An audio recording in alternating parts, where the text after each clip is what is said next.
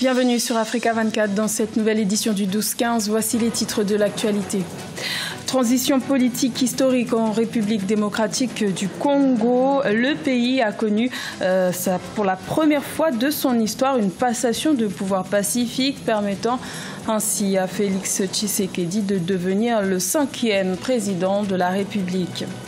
Les négociations de paix entre le gouvernement centrafricain et les groupes armés se sont ouvertes ce jeudi 24 janvier à Khartoum, au Soudan. Une rencontre organisée par l'Union africaine en vue d'aboutir à la mise en place d'un comité de suivi en Centrafrique. Et lancement le 22 janvier au Togo du concours Meilleurs jeunes entrepreneurs. Une dizaine de lauréats seront primés pour leurs actions en faveur de l'emploi des jeunes et se partageront 16 millions de francs CFA en avril 2019. La République démocratique du Congo a vécu ce jeudi 24 janvier 2019 sa première passation de pouvoir pacifique. Le leader de l'UDPS, Félix Tshisekedi, a été officiellement investi président de la République. Il succède au président Joseph Kabila. 17 chefs d'État étaient invités à cette cérémonie d'investiture, mais seul un président, le président kényan, Uhuru Kenyatta, a fait le déplacement jusqu'à Kinshasa. Lors de sa prestation de serment, le nouveau président congolais a notamment promis d'œuvrer en faveur de l'unité nationale. Écoutons un extrait de son discours. Nous nous engageons à ériger un État moderne, pacifique, démocratique et soucieux de chaque citoyen.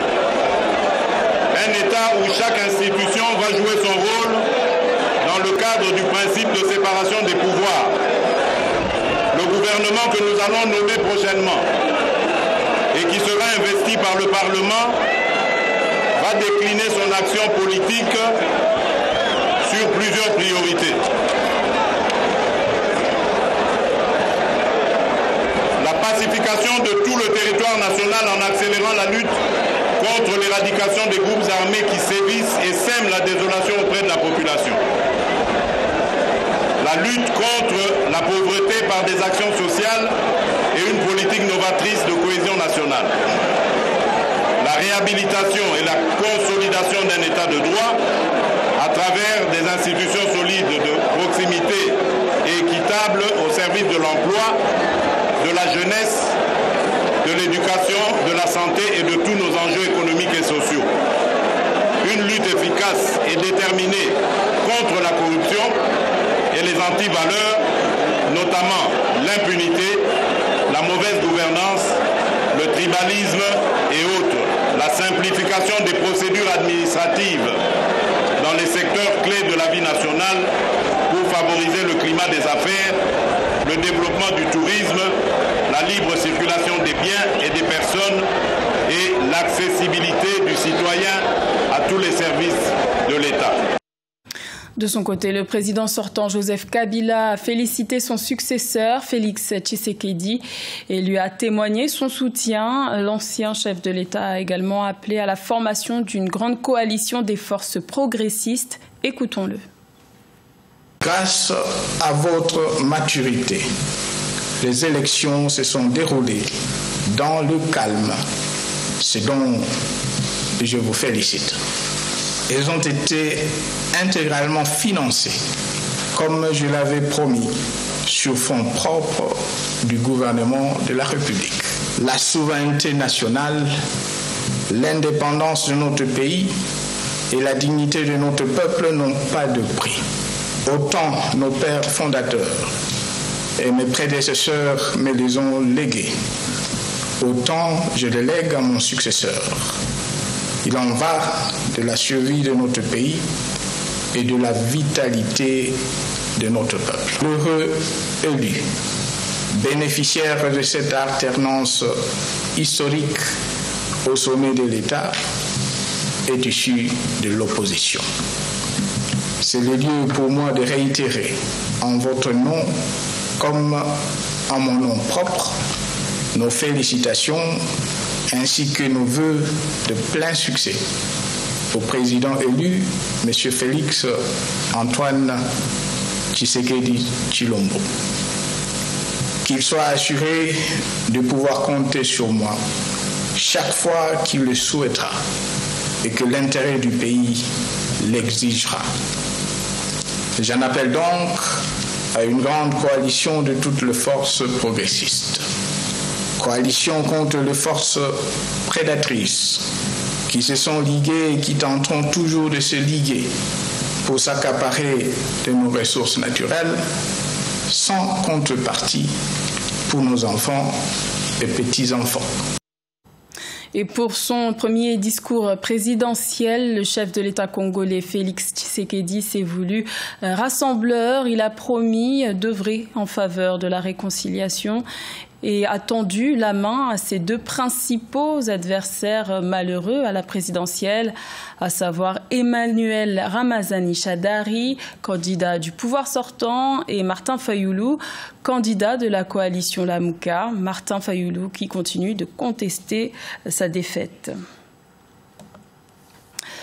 La République centrafricaine tente à nouveau de sortir de la crise. De nouvelles négociations de paix entre le gouvernement centrafricain et les groupes armés ont débuté ce jeudi 24 janvier à Khartoum, au Soudan, sous l'égide de l'Union africaine.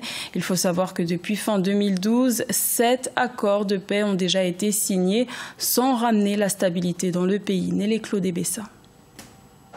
Khartoum abrite depuis ce 24 janvier 2019 la délégation centrafricaine ainsi que les 14 groupes armés venus participer à un accord de sortie de crise en République centrafricaine. Des négociations attendues au regard du temps mis pour réunir toutes les différentes parties prenantes. Un pas en avant malgré les difficultés à surmonter afin d'obtenir un accord de paix avec des processus d'implémentation et de suivi. Les attentes sont de ramener un consensus autour de la paix et de la stabilité afin d'amorcer le processus de développement et de rétablissement d'un processus normal de l'État centrafricain. C'est de prévoir donc la contribution de chaque acteur à un processus de paix, à un processus politique. Sur le terrain, la majeure partie du territoire national est contrôlée par les groupes armés. Un rapport de force déséquilibré entre les dissidents et les autorités ayant poussé les groupes armés à soumettre au gouvernement une liste d'exigences en août 2018. Il réclamait entre autres une amnistie générale ou l'autonomisation des régions du pays. C'est déjà un pas important que d'avoir réussi à ramener autour de la table de négociation tous les groupes armés qui agissent sur le territoire centrafricain. Le second serait de les amener à valider le plan de paix qui leur sera soumis et surtout arriver à mettre en œuvre ce plan de paix. Rappelons que ce dialogue de réconciliation est le énième, organisé en vue de mettre fin au conflit que la République centrafricaine traverse depuis 2013. Les autorités togolaises poursuivent leurs actions en faveur de la promotion de l'auto-emploi au sein de la jeunesse. La 3e édition du concours Meilleurs jeunes entrepreneurs a été lancée le 22 janvier. Un concours pour promouvoir l'excellence et la performance entrepreneuriale. Reportage de notre correspondante Emefa Kofi. Entre 2011 et 2013, le volume des investissements consentis par l'État togolais pour soutenir l'emploi des jeunes est estimé à 10 milliards de francs CFA. C'est à travers plusieurs projets et programmes, à l'exemple du Fonds d'appui aux initiatives économiques des jeunes.